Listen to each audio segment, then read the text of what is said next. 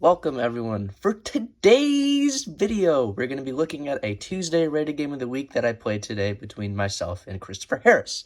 Now for today's match, I'm playing against Christopher Harris, and he is actually slightly higher rated than me at 1843. I've actually beaten him twice in the past, and I've actually tilted a bit. I'm 1795, but without further ado, let's get straight into the action.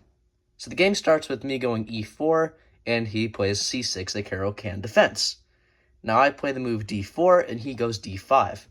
Then I go knight to c3, and he takes, I take back, and he goes knight to f6, classical defense, where you trade knights, and then you develop the pieces.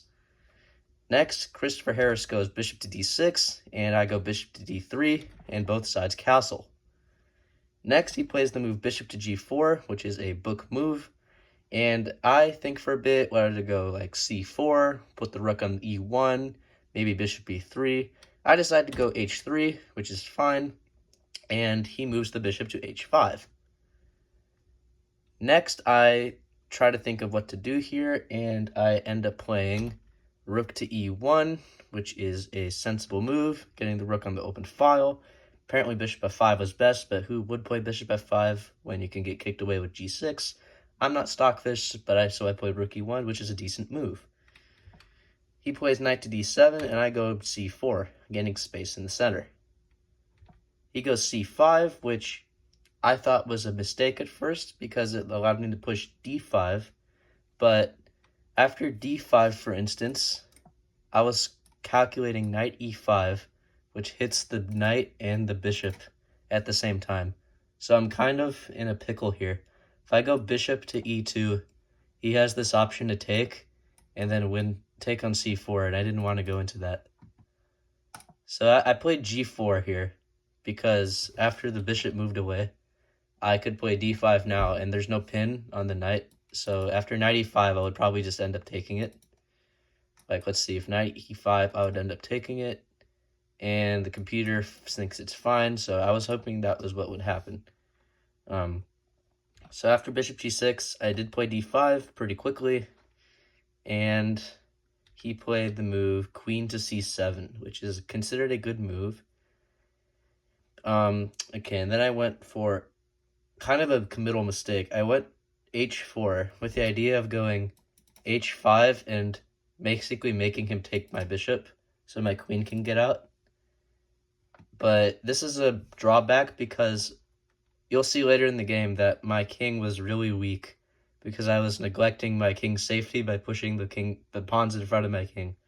And this was only the start. I was contemplating like a4, maybe to gain space on the queen side, or maybe move like b3, which actually was fine, trying to fianchetto, I guess.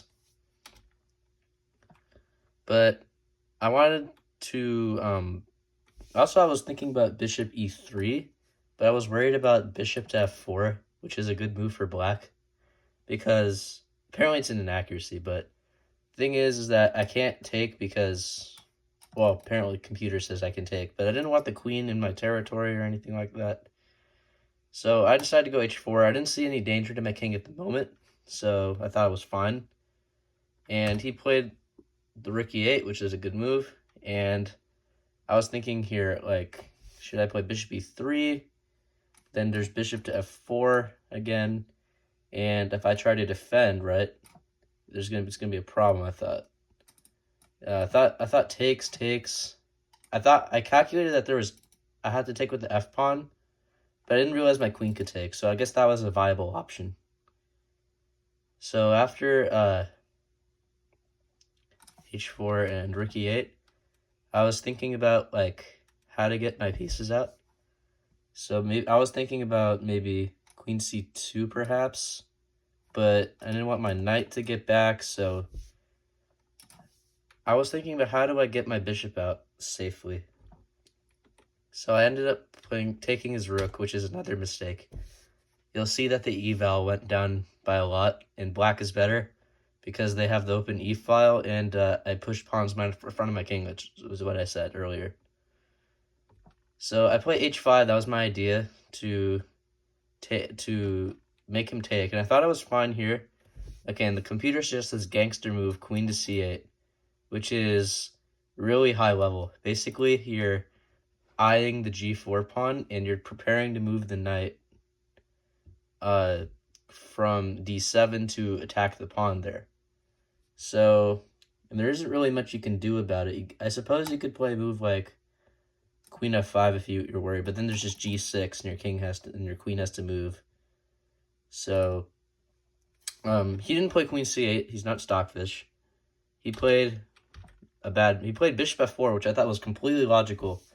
And obviously I can't take this bishop. Okay, apparently I could, because the queen starts harassing my pawn. I have to play queen f5 here. I guess that's fine, but then I have this awkward pawn structure. Got the weird pawn structure on the king side.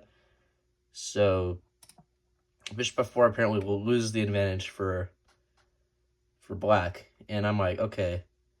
I was thinking about two options, but I played the worst of the two options. I was thinking bishop d2, and the idea is that I'm preparing to swing my rook over to e1 to get it active. And but I ended up playing the move after bishop f4. I ended up playing the move queen f5, which is a blunder. It doesn't look like a blunder at first sight. My idea was, okay, I'm hitting the bishop, and I'm gonna make him take, which is what he did.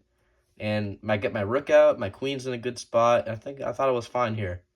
But then he played the move g6, and I'm like, okay, I just moved my queen, right? And I took first, and after he takes back, I have to move my queen. The only problem is I only have 3 squares to go to.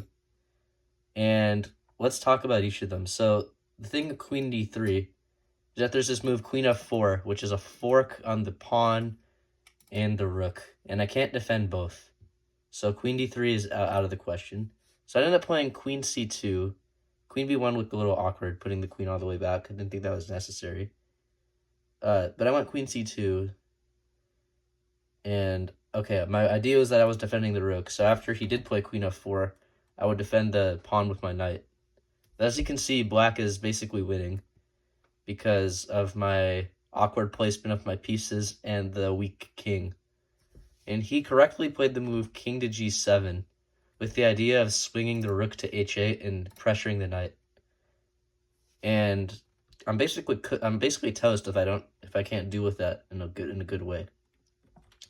So after king g7, I'm kind of stressed out here, and I realize my position isn't optimal.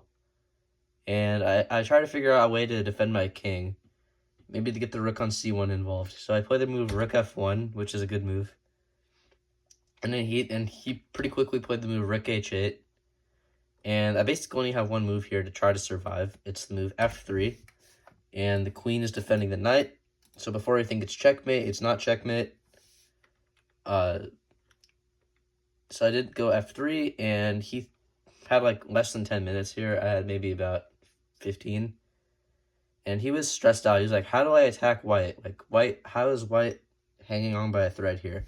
Should I bring the knight in? Should I maybe bring the rook in? Should I maybe check? He was thinking about all these things, I'm pretty sure. You actually talked about the game afterward.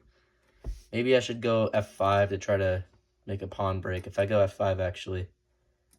So f5 isn't the best, but it's still a move. He ended up going knight e5, which is best.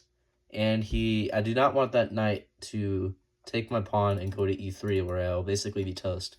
So I had to play the move b3. And this is where he started thinking for a long time. And after he played his next move, he basically only had like 1 or 2 minutes left. So he played the move rook h3, which very logical. He's adding a third attacker to the pawn.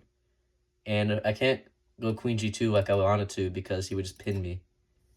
So I was thinking here, should I waste a move with my queen on the second rank, like queen e2, which ended up being good. I mean, still losing, but it ended up being better than what I did. I mean, okay, rook f2 I thought was worse because of the next few moves you're going to see. So after rook f2, I thought it was fine. He ended up playing check, and I originally thought I would block with the rook and be fine, But if I block with the rook, he has check, knight f1, and knight f3 mate, because the rook cuts off the escape squares on the h-file. So after queen g3, king h1 also is pretty bad. So I have to go with the better of the worst options. I have to go king f1. It doesn't look pretty, but I mean, hey, material's still equal, and it's not like black's checkmating me in the next few moves. So I thought I was holding. And maybe out of stress, he played this next move, which actually ended up being a brilliancy. He played rook takes h2. I thought, based on his low time, he was trying to sacrifice and hope for a checkmate. It ended up being a brilliant move because after I took back, okay, actually, funnily enough, he made the wrong follow-up move. He should have played check, and after, like, let's say king e1, he should have just played queen takes g4 with threats of queen g1, knight f3, and basically my king is really open. So I can't defend both threats. In fact, king f1 is best here, and then queen f3 will be played, and then king g1, queen g3, king f1, and then knight g4 with threats of here, knight h2, and queen f2 is a problem, so I can't move the rook. So actually the best move here after like rook e2 is to go knight e3 and give the exchange back, and black is just up 2 pawns in this queen pawn endgame. But we are mortals, not stockfish, so we won't see that far. So after there, he thought he was winning after playing knight takes f3, which at first glance looks really good. It's because he's threatening queen to g1, queen to e1, and knight h2. Looks like there's a lot of threats to deal with. And I was thinking, like, okay, if I go rook g2, I hang mate. I was wanting to go rook g1, rook g2, but I realized that this was checkmate. So where else should I move the rook? I can't really go here. So I thought that, and if I go here, by the way, queen g1 is mate. So I'm kind of in a tough situation. The computer gives rook h1 as the only move that is equal. And I didn't think about playing this because why would you allow a check? But after knight h4 check, white has nothing better. White actually has nothing better than to take the knight. And this queen and pawn endgame is a draw after you go queen e2 to defend the pawn. Sure, black's up a pawn, but white has this protected passed pawn that could be a threat to black if black's not careful. So black would have to basically babysit the pawn and make sure it doesn't promote. And I also have a nice connected pawn chain here that could pose black some issues. But overall, this is a draw and endgame. But just the idea of allowing your opponent to check you like that, it didn't seem right. So after knight f3, right, I think for like a couple minutes, and I go rook f2, which, as you guys can see, is a huge mistake.